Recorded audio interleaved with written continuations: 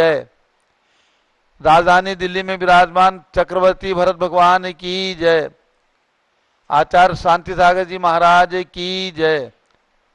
अयोध्या में 1965 में भगवान ऋषभदेव की प्रतिमा विराजमान करने वाले आचार्य देवभूषण महाराज की जय। वर्तमान में अयोध्या के विकास की प्रेरणा स्रोत गणनी प्रमुख ज्ञानमती माता जी की जय। आरिकासी चंदनावती माता जी की जय।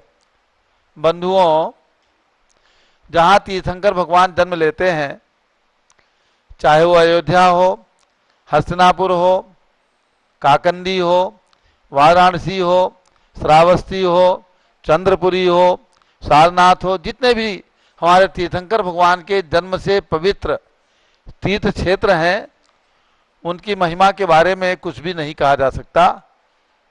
हम सब लोग समर्थ नहीं हैं कि उन तीर्थों की महिमा का बखान कर सकें, क्योंकि जहाँ पर भगवान के जन्म के पहले 15 महीने से रत्नों की वर्षा प्रारंभ हो जाती है और सौधर्म इंद्र की आज्ञा से सहस्रों इंद्र आकर के उस नगरी में गर्भ कल्याणक महोत्सव मनाते हैं। गर्भ में आने के 6 महीने पहले से रत्नों की वर्षा कुबेर महाराज करते हैं और उसके बाद गर्भ कल्याणक मनाने के बाद लगातार 9 महीने तक और रत्नों की वर्षा होती है, तो वो पृथ्वी रत्न गर्भा बन जाती है। और पृथ्वी के ऊपर, उस नगर के ऊपर, उस क्षेत्र के ऊपर, तब पहले वो तीर्थ नहीं थे, वे तो वास्तव में बहुत बहुत बड़े बड़े शहर थे। वहाँ की आबादी लाखों करोड़ों लोगों की हुआ करती थी, क्योंकि जहाँ भगवान का जन्म होता है निश्चित रूप से वो राजा के महल में ही होता है। ऐसे राजा के महल में जन्म लेने वाले तीर्थंकर भगवान जिस नगर में जन्म लेते हैं, वो नगर कितना सौभाग्यशाली होता है। और जहाँ पर 5 तीर्थंकरों ने जन्म लिया, ऐसी अयोध्या, जिस अयोध्या के अंदर भूतकाल में सभी 24 तीर्थंकर भगवान जन्म लेते थे, जैन आगम के अनुसार अनंत 24 व्यतीत हो चुकी है, यानी अनंत तीर्थंकरों ने अयोध्या में जन्म लिया है। अयोध्या का कण कण पवित्र है। आज वहाँ पर पिछले चतुर्थ काल के अंदर, यानी अब 5वां काल चल रहा है, इससे पहले 2600 साल के पहले जो चतुर्थ काल गया है, उसमें हमारे ऋषभदेव आदि 5 तीर्थंकरों ने जन्म लिया। भगवान ऋषभदेव के 101 पुत्रों ने जन्म लिया, जो उसी भौतिक दीक्षा लेकर मोक्ष गए हैं। उसी कुल परंपरा के अंदर मर्यादा पुरुषोत्तम राम ने जन्म लिया आज से 9 लाख वर्ष पूर्व। ये इतिहास हमें कहाँ से प्राप्त होता है, क्योंकि कोई लाखों वर्ष पुराना जीव तो यहाँ नहीं है, लेकिन सब ये इतिहास भगवान की दिव्य ध्वनि से प्राप्त होता है। सभी तीर्थंकरों की दिव्य ध्वनि खिलती है और उनके दिव्य ध्वनि के अंदर भूतकाल की, वर्तमान काल की, भविष्यत काल की सभी द्रव्य और पर्यायों का विवेचन, सूक्ष्म से सूक्ष्म विवेचन प्राप्त होता है। अंतिम तीर्थंकर भगवान महावीर के दिव्य ध्वनि के द्वारा हमें ज्ञात हुआ है कि करोड़ों करोड़ों साल पहले तृतीय काल के अंत में भगवान ऋषभदेव ने नाभिराय भगवान का जो महल था, सर्वतोभद्र महल, उस महल के अंदर भगवान ऋषभदेव को नाभिराय के पुत्र के रूप में जन्म लेने का अवसर प्राप्त हुआ था। अयोध्या नगरी उस समय धन्य हुई थी, क्योंकि पहला, दूसरा, तीसरा काल बहुत लंबा काल था। 4 कोड़ा कोड़ी सागर का काल, 3 कोड़ा कोड़ी सागर का काल, 2 कोड़ा कोड़ी सागर का काल, ऐसा प्रथम द्वितीय तृतीय काल व्यतीत होने को बहुत लंबा समय निकल गया था जब तीर्थंकर भगवान इस धरती पर आने वाले थे। ऐसे 9 कोड़ा कोड़ी सागर के बाद चतुर्थ काल का प्रारंभ होना और तृतीय काल के अंत में भगवान ऋषभदेव के रूप में एक दिव्य आत्मा का जन्म होना, यह अयोध्या का महान पुण्य, उस नगरी का, उस धरती का, उस मिट्टी का महान पुण्य था। ऐसे अयोध्या का विकास भारत सरकार, उत्तर प्रदेश सरकार करने जा रही है। हम दिगंबर जैन समाज को, पूरी दिगंबर जैन समाज को जोड़ करके हम चाहते हैं हर बच्चे बच्चे का पैसा अयोध्या के अंदर लगे और वो महसूस करे, ये आनंद की अनुभूति करे कि अयोध्या हमारा सबसे प्राचीन तीर्थ है, सबसे बड़ा तीर्थ है और इसके विकास में आज सबसे बड़े तीर्थ के विकास में, सबसे बड़े तीर्थ के नव निर्माण में सबसे बड़ी माताजी ज्ञानमती माताजी का आशीर्वाद, उनकी प्रेरणा, साथ में उनकी प्रमुख शिष्या चंदनामती माता जी का मार्गदर्शन, हम सब लोग बैठ करके चिंतन करते हैं, विचार करते हैं, ड्राइंग पर विचार करते हैं और ये सोचते हैं किस प्रकार से अयोध्या को सुंदर से सुंदर बनाया जाए, स्वर्ग के समान सुंदर बन जाए हमारे भगवान ऋषभ देव आदि तीर्थंकरों की जन्मभूमि। ये हमारा प्रयास चल रहा है। शीघ्र ही हम निर्माण कार्य प्रारंभ करने वाले हैं। सुमुहूर्त के अंदर शिलान्यास पूज्यगणनी ज्ञानमती माता जी ने 2 मंदिरों का 2 साल पहले नवंबर 2019 के अंदर, नवंबर 2018 के अंदर पूज्य माता जी ने वहां पर विहार करने से पहले शिलान्यास करवाया था। तो अब हम सब लोग मिल करके पूरी दिगंबर जैन समाज जुड़ करके एकजुट होकर के और वहां पर होने वाले निर्माण में अपना योगदान दे करके, अभी हमने एक ही योजना आपके सामने रखी है, 30-24 मंदिर का भव्य निर्माण। यह अयोध्या का एक इतिहास बनेगा। हमको इतिहास बनाना है, मंदिर के माध्यम से हमें इतिहास बनाना है। और रत्न वर्षा के संकल्प रूप रत्न वर्षा को हम नहीं दे सकते, लेकिन 720 रत्नों की प्रतिमाएं, विभिन्न कलर की, विभिन्न आकार की 720 प्रतिमाओं को हम दर्शन करके प्रतिष्ठित करके और ये पुण्य अवश्य ले सकते हैं। हमें भी पुण्य होगा, माता जी को भी पुण्य प्राप्त होगा, एक एक प्रतिमा विराजमान करने वालों को असाध्य से पुण्य की प्राप्ति होगी, क्योंकि इससे बड़ा कोई पुण्य नहीं हो सकता, इससे बड़ा कोई तीर्थ नहीं हो सकता। इससे बड़ी माता जी जिन्होंने 500 ग्रंथों का लेखन करके दिया, इतने बड़े तीर्थ के विकास की प्रेरणा जिनके अंदर रग रग के अंदर समाई हुई है, ऐसे ज्ञानमती माता जी प्रतिदिन कहती हैं अयोध्या का सुंदर विकास करना है, अयोध्या का बहुत अच्छा विकास करना है। अयोध्या में भगवान विराजमान करके हम 101 पुत्र भगवान ऋषभ देव के जो मोक्ष गए हैं उनको भी विराजमान करने वाले हैं, और 720 प्रतिमाओं को विराजमान करने का जो आप सब लोग सहयोग प्रदान कर रहे हैं, आप सब की ओर से आपका नाम, आपका यश, आपका गौरव और आपका सौभाग्य जागृत करना है। इसलिए मैं यही कहूँगा, केवल 1,11,000 रुपए की छोटी सी राशि अपने परिवार की ओर से दे करके और अयोध्या के 30-24 मंदिर में एक रत्न प्रतिमा की प्रशस्ति में आपका नाम, 30-24 मंदिर का जो भव्य निर्माण होगा, सफेद संगमरमर से हम उसका निर्माण करेंगे, उसके निर्माण की शिलालेख में आपके परिवार के 4 नाम हम वहां अंकित करेंगे हमेशा हमेशा के लिए। जैन समाज के लाखों लोग वहां पर दर्शनार्थ आएंगे। अभी अयोध्या में कम लोग आते हैं, लेकिन आने वाले समय के अंदर जब अयोध्या इतनी सुंदर विकसित होगी कि भारत का सबसे बड़ा तीर्थ बन जाएगा, तो आप देश के कोने कोने से लोग भक्तगण यहाँ पर आएंगे, जैन भी आएंगे, जैनेतर बंधु भी आएंगे और आकर के आपके द्वारा किया हुआ पुण्य उसकी सराहना करेंगे। इसलिए मैं यही प्रेरणा करूंगा कि अयोध्या के विकास में एक प्रतिमा के विराजमान करने हेतु, एक रत्न प्रतिमा के विराजमान करने हेतु 1,11,000 रुपए की राशि अपने परिवार की ओर से दे करके, और राशि भी आप अपनी सुविधा के अनुसार दे सकते हैं, थोड़ा थोड़ा करके भी दे सकते हैं। कम से कम आपको 1 साल के अंदर ये राशि जरूर प्रदान करना रहेगा। एक साथ बोलने के बाद तुरंत कई लोग राशि भिजवा देते हैं कि कल का क्या भरोसा, आज हमने बोला है राशि भेज देते हैं, अकाउंट नंबर मंगाते हैं। श्री दिगंबर जैन अयोध्या तीर्थ क्षेत्र कमेटी का अकाउंट नंबर उनको भेजा जाता है हमारे कार्यालय से, राशि भिजवा देते हैं। लेकिन आप अनेक बार में भी राशि भिजवा करके और ये पुण्य लाभ ले सकते हैं। तो इतनी सी प्रेरणा मैं बार बार आपको करता हूँ, करता भी रहूँगा, क्योंकि हमने छोटी छोटी राशि लेकर के तीर्थों को बनाया है। हमने 1,08,000 रुपये लेकर के इतनी बड़ी प्रतिमा हमारे ट्रस्ट के द्वारा, हमारे समाज के द्वारा, पूरे समाज ने जुड़ करके उस प्रतिमा का निर्माण किया। ध्यान रखें, हमारा संकल्प रहता है कि हम अपने तीर्थों पर केवल दिगंबर जैन समाज का ही धन लगाएंगे। इसलिए दिगंबर जैन समाज के हमारे बंधु जो भी इस परिवार के साथ, अपने परिवार को इस अयोध्या तीर्थ के साथ जोड़ना चाहते हैं, जरूर जोड़ें। नाम लिखवा दें, नंबर सामने आपको दिख रहे हैं, पट्टी पर ऊपर नंबर चल रहे हैं, सामने भी पट्टी पर नंबर लिखे हुए हैं। एक प्रतिमा और 30-24 मंदिर हमने अलग अलग नहीं रखा है, वरना 1,11,000 रुपये प्रतिमा का रखते, 1-2 लाख रुपए मंदिर का रखते, वेदी का रखते। लेकिन आपको सारा लाभ हम इतनी ही राशि के अंदर प्रदान करने वाले हैं।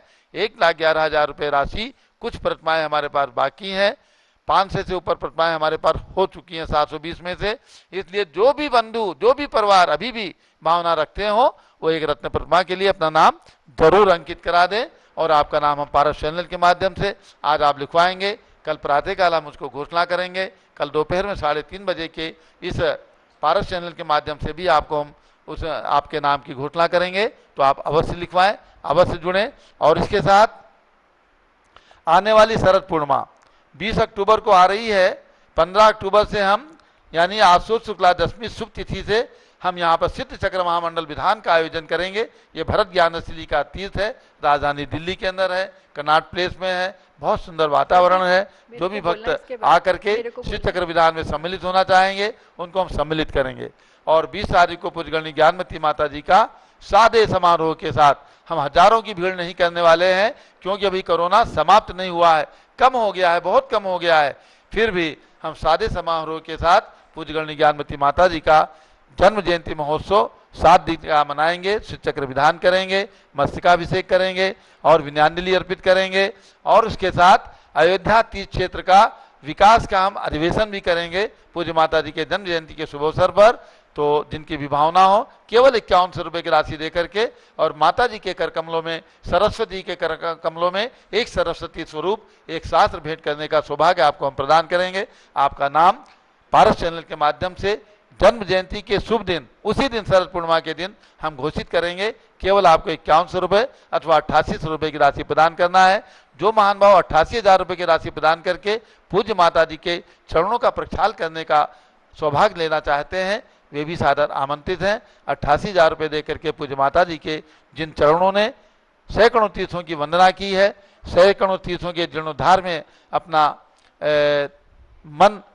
तन मन लगाया है, ऐसी माता जी के चरण प्रक्षाल के लिए भी 88,000 रुपये की राशि में आप सौभाग्य प्राप्त कर सकते हैं। और 8800 रुपये या 5100 रुपये जो भी प्रदान करेंगे उनको हम 88 ग्रंथ भी भेजेंगे और उनके द्वारा एक ग्रंथ का हम पूज्य माता जी के कर कमलों में भेंट भी कराएंगे। धन्यवाद। जिनकी भावना हो अपने नाम भेज करके और ये सौभाग्य प्राप्त करें। अब पूज्य आर्यकाशी स्वर्णमती माता जी। जिनके उर में कल कल बहती गंगा की निर्मल धारा, त्याग और शुभ ज्ञान मणि से जिनने निज को श्रृंगारा, वचनों के मोती बिखराती युग की पहली बाल सती, मेरा शतवंदन स्वीकारो गणिनी माता ज्ञानमती। बंधुओं, 9 अगस्त 2021 से आप प्रतिदिन गणिनी ज्ञानमती दिव्यावदान समारोह में पारस चैनल एवं भगवान ऋषभदेव जूम चैनल के माध्यम से भाग ले रहे हैं।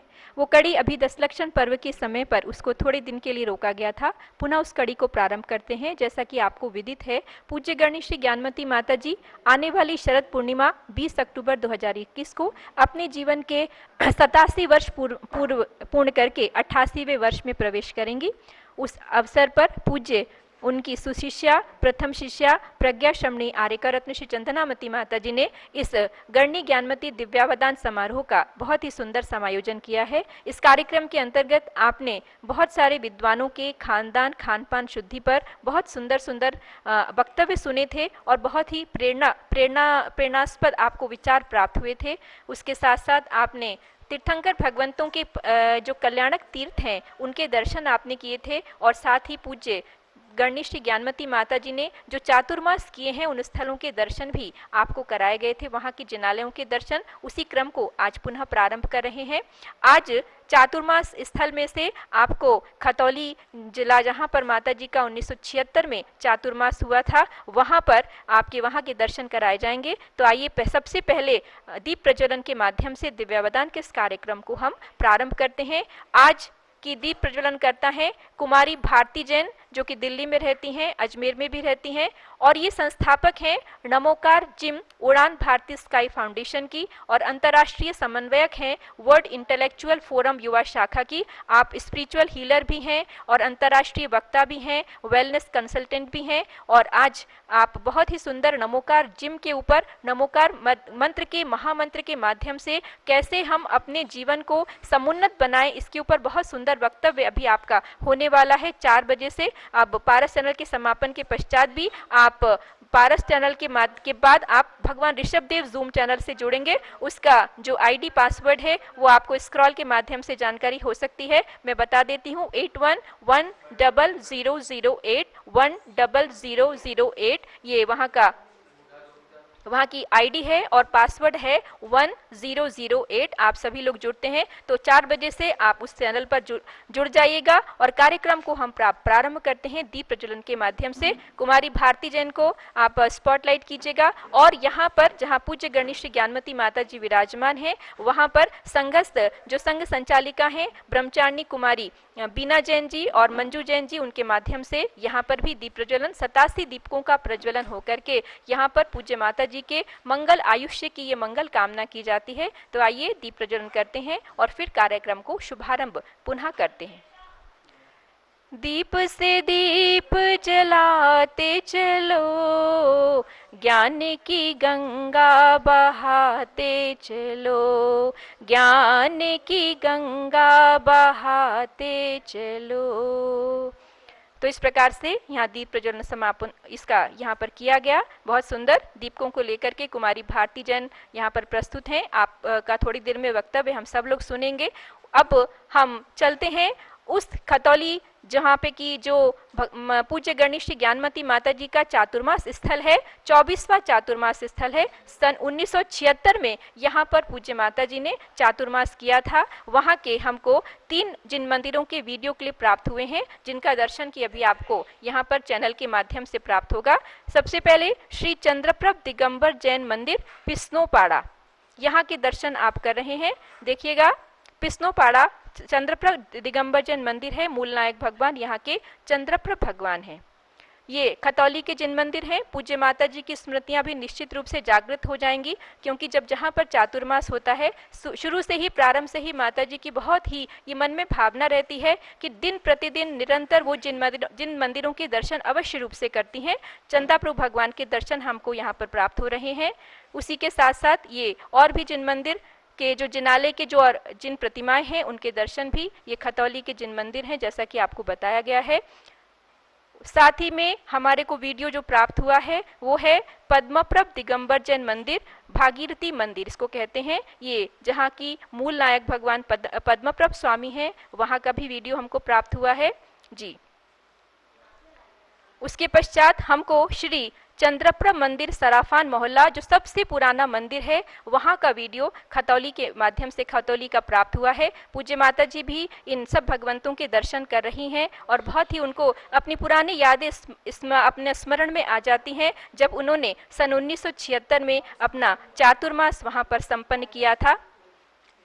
आप भी इन जिन मंदिरों के, इन जिनालयों के इस दिव्यावदान समारोह के माध्यम से आप दर्शन कर रहे हैं। घर बैठे ही आपको भी पुण्य का लाभ प्राप्त हो रहा है और मैं आभार और मन में हार्दिक भावनाएं व्यक्त करना चाहूंगी परम पूज्य प्रज्ञा श्रमणी आर्यका रत्न श्री चंदनामती माता जी के लिए कि जिन्होंने इतना सुंदर ये जो एक समारोह है उसका आयोजन किया है कि हम घर बैठे तीर्थंकर भगवंतों के कल्याणकों की भूमि के दर्शन आप सबको कराएंगे। साथ ही पूज्य माता जी ने जहाँ पर चातुर्मास किए हैं उन सब स्थलों की जिनालयों के दर्शन आपको कराएंगे। बहुत सुंदर प्रोग्राम उन्होंने डिजाइन किया और उसको लगातार 1 महीना से चलाया गया था। इन सभी जिनालयों को आप देखते जाइएगा और भगवंतों के दर्शन करते हुए असीम पुण्य का आप अनुभव करते जाइएगा। अपनी आत्मा के साथ पुण्य कर्म को एकत्रित करते जाइएगा। ये श्रृंखला अभी प्रतिदिन चलना है। प्रतिदिन आपको इसी प्रकार से जिनालयों के दर्शन होंगे और साथ में पूज्य गणेश ज्ञानमती माता जी की जो स्मृतियां हैं इस चातुर्मास से जुड़ी हुई, वो भी हम सबको अभी सुनने का लाभ यहाँ पर प्राप्त होगा।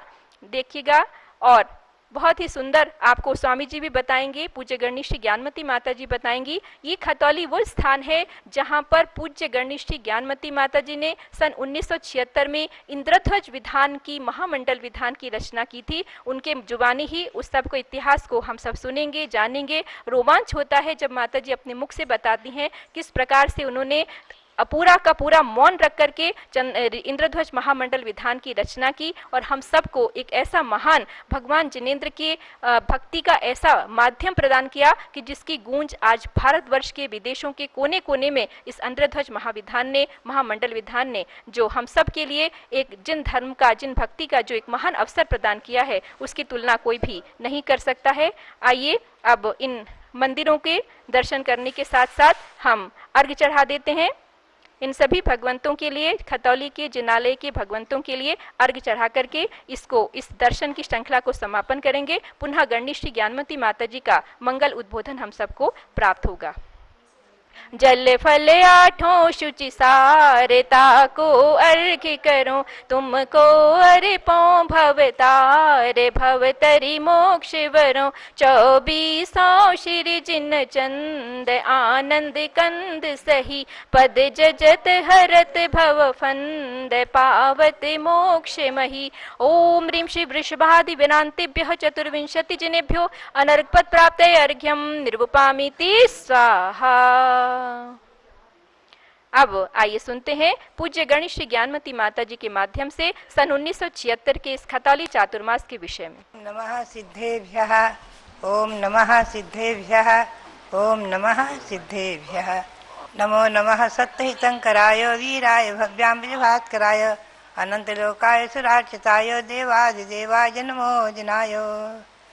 भव्यात्मन खतौली के मंदिरों का दर्शन करके बहुत पुराने संस्मरण याद आ गए कि जब खतौली में सन 1976 में मैंने वर्षा योग स्थापना की है। 2 घंटे मौन का छूट रखी थी, बाकी 24 घंटे मौन रहती थी। तो 1 घंटे सुबह अपने शिष्य शिक्षाओं को व्याकरण आदि पढ़ाना और 1 घंटे का थोड़ा प्रवचन आदि करना, बाकी समय मौन रखती थी। तो उस मौन में उस समय मैंने इंद्रध्वज विधान बनाया है। वो रचना अपने आप में एक अभूतपूर्व बन गई, जो मैंने कल्पना भी नहीं की थी। इंद्रध्वज विधान मुझे संस्कृत का प्राप्त हुआ। उसमें मैंने विषय वस्तु देखी। विषय वस्तु कि उसमें मध्यलोक के 458 जिन मंदिरों की पूजा है और उन पर ध्वजा चढ़ाने का विधान, उन मंदिरों पर इसीलिए इसका इंद्रों के द्वारा भगवंतों की पूजा करते हुए और मंदिर मंदिर पर ध्वजा चढ़ाना, इसलिए उसका इंद्रध्वज नाम सार्थक। उसमें देवागम विधि और जो मैंने विषय वस्तु पाई, 10 प्रकार के चिन्हों से चिन्हित ध्वजाएँ लगाना, कहाँ कहाँ कितनी ध्वजाएँ होना आदि, और खास करके 458 जो मध्यलोक के जिन मंदिर हैं उनके अर्घ, उनकी पूजा। ये विषय वस्तु संस्कृत के विधान से मैंने प्राप्त करके और स्वयं मौलिक विधान की रचना की है। तिलोक प्रणत्य तिलोक सार ग्रंथ को सामने रख करके और मध्यलोक के जो आकृति जिन मंदिर हैं उनके लिए मैंने जो पूजा की रचना करते हुए उनके लिए जो अर्घ आदि बनाए, उसमें जो पर्वतों के वर्ण और मंदिरों में जो जिन प्रतिमाओं की विशेषताएं आदि उनको लेते हुए मैंने वो रचना जो बनाई, एक मौलिक रचना रही। केवल विषय वस्तु संस्कृत के विधान से मैंने प्राप्त किया। देवागम विधि के श्लोक भी मैंने बनाए संस्कृत में। पुनश्च उन ध्वजाओं को यथास्थान स्थापित करने की और उन चिन्हों के सहित स्थापित करने की विधि लिख करके, और जो उसमें 458 मंदिरों की पूजाएँ अर्घ आदि बनाए, लगभग 49 पूजाएँ हैं और सिद्ध पूजा सहित 50 पूजाएँ हो जाती हैं। सुंदर सुंदर जयमालाएँ हैं और जयमालाओं में भी मैंने तिलोक प्रणति आदि ग्रंथों के आधार से कहीं आकृति जिन मंदिरों का चित्रण लिया है, तो कहीं जिन मंदिर में होने वाले वैभव का चित्रण लिया, कहीं ने 108 जिन प्रतिमाओं के वर्णन का चित्रण लिया और कहीं कोई प्रतिमा नियोग का भी चित्रण लिया है। उन जो कथाओं से महिमा, भगवंतों के तीर्थंकरों के पूजन आदि की महिमा के अंश आदि और उस मौलिक विधान की रचना करके जो मुझे आनंद हुआ और जो संतुष्टि हुई, वो तो मैं अपने शब्दों में तो कह ही नहीं सकती। और उसका हाथ क्या था, हमें वहाँ चमत्कार दिखा। जब विधान पूर्ण हुआ और मैंने दीपावली के दिन विधान पूर्ण करके भगवान के श्री चरणों में अपनी कॉपी समर्पित की, तो बस्ते में पन्ने से बंधे हुए इतिहास लिखे। उस समय कोई फोटोकॉपी का और ये टाइप कराने आदि का इतना प्रचलन नहीं था। वो बस्ता बंधा हुआ था। आकस्मिक एक दिन वो बंदर बस्ता उठा ले गया। अब मेरा सांस जहाँ की तहाँ ऐसा लगा कि जैसे हार्ट फेल हो जाएगा। लेकिन संतोष तो करना ही पड़ता है। जो घटना हमारे ब्रह्मचारी मोतीचंद रविंद्र उसके बंदर के पीछे पीछे भगे, वो एक छत से दूसरे छत भागता था, ये नीचे नीचे से उसको कुछ चना वगैरह कुछ सामान खाने का दे दे करके उसको कोशिश करते थे कि बस्ता छोड़ दे। आखिरकार उसने बस्ता को छोड़ा, और छोड़ा तो नीचे गिरा और ये लोग बस्ता लेकर आए, लेकिन वो ऐसा बंधा हुआ था कि खुला नहीं, सुरक्षित पेज हमें मिले। और वो पुनः वो ग्रंथ प्रकाशित हुआ है, छपा, और बिना छपे पहले से ही उसका विधान हुआ, अनुष्ठान हुआ, पूजन हुआ। पहले सबसे पहले तो भगवान महावीर स्वामी के श्री चरणों में हसनापुर में और छोटा सा पंडाल जैसा बना करके भगवान महावीर के चरण सानिध्य में विधान हुआ है। पुनः तो मैं समझती हूँ कि हजारों हजारों भक्तों ने अपने अपने शहर में, गांव में, मंदिरों में उस विधान को कराकर, अयोध्या आदि क्षेत्रों में कराकर चमत्कार देखा है। बहुत उसका चमत्कार, जो मांगा लोगों ने, एक मांगा और 2 मिले, फल मिले उन्हें। ऐसा विधान का अतिशय चमत्कार लोगों ने प्राप्त किया है। आगे कर बताया करते हैं, आज भी जो विधान आप लोग करके अब पुण्य का संपादन करते रहें, यही प्रेरणा। सबके लिए बहुत बहुत मंगल आशीर्वाद, बहुत बहुत मंगल आशीर्वाद।